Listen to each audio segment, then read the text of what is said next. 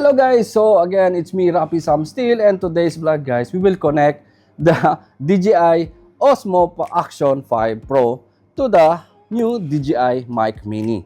Again, we will connect only the transmitter without the receiver. So again, we will not use the receiver, only the transmitter or the mic itself. And we will connect wirelessly to the DJI OSMO Action 5 Pro. So yan guys, but again, before anything else, if you're new to my channel, if you like photography, please consider to subscribe and hit notification bell so at least you'll be updated for all the videos that I will upload regarding photo, video tutorial, and comparison.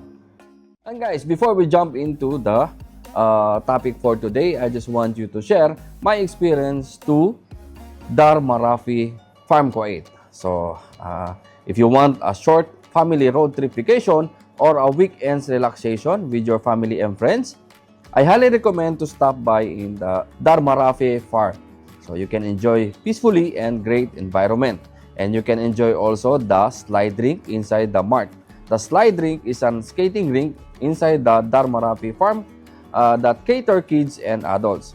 And while your kids enjoying the skating rink, you can sit and relax to the massage chair or play with the tabletop air hockey, or enjoy taking 360 selfies.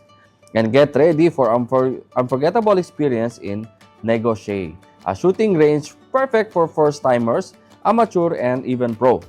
So if you want to try something new, visit here in Dar Marafie Farm Q and experience the slide rink and NegoChi. For more details, check the description in this video, guys. So guys, if you want to connect the DJI OSMO Action 5 Pro to the DJI Mic Mini, okay, let's open the DJI OSMO 5 Pro, DJI OSMO Action 5 Pro. Go to the settings, yan, okay, it's blinking. I need to close first, okay. Go to wireless, okay. Now open the DJI Mic Mini.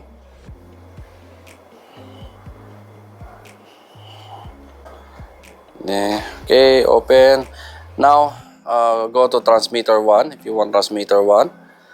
Press and hold the DJI Mic Mini. It will go by green, blue. Yeah, now it's off. Okay. Let's go again and make sure that it's connected. Now it's connected, guys. So you have microphone from your DJI OSMO Action 5 Pro, and let's test. Do a quick test. Hello, so guys, this is the DJI Mic Mini connected to the DJI OSMO Action 5 Pro. Yeah, so this is the quality of the DJI Mic Mini to the DJI OSMO Action 5 Pro. So, and I'm holding the DJI Action 5 Pro without a stick, so you can see my arms is totally very wide. So yeah guys, this is a quick test and how to connect the DJI Mic Mini. So guys, I think that's it for today's vlog. Again, we connect already and try the DJI Mic Mini direct to the OSMO Action 5 Pro. Again, if you have DJI OSMO 5 Pro and if you are thinking to buy a mic, check this DJI Mic Mini. And it's perfect because it's too small. So yeah, without if you want the combo, you can purchase the combo, or if you want the normal one transmitter, one receiver, you can take the one transmitter and receiver. And yan guys, the sound quality again, it's amazing. It's DJI, so yan, connect to the DJI also. So it's one ecosystem.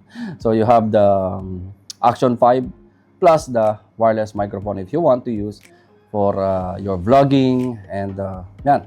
So ayan guys, I think that's it for today's vlog. But again, before anything else, if you like the audio, this background music, and if you want to if you are looking for background music similar as this one, then check this one guys, the audio.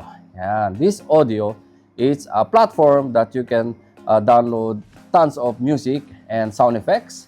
And yeah, if you want to avail 70% off, go to my description, click the link, and put the promo code with the save 70, and you will get 70% off for the Audio Pro for 1 year. So yan guys, I think that's it for today's vlog. Check the Audio Pro. Again, if you want to check the price and availability of DJI Action 5 Pro and the DJI Mic Mini, you can visit our website www.abworld.com. So yan guys, hanggang dito na lang. Thank you and mabuhay!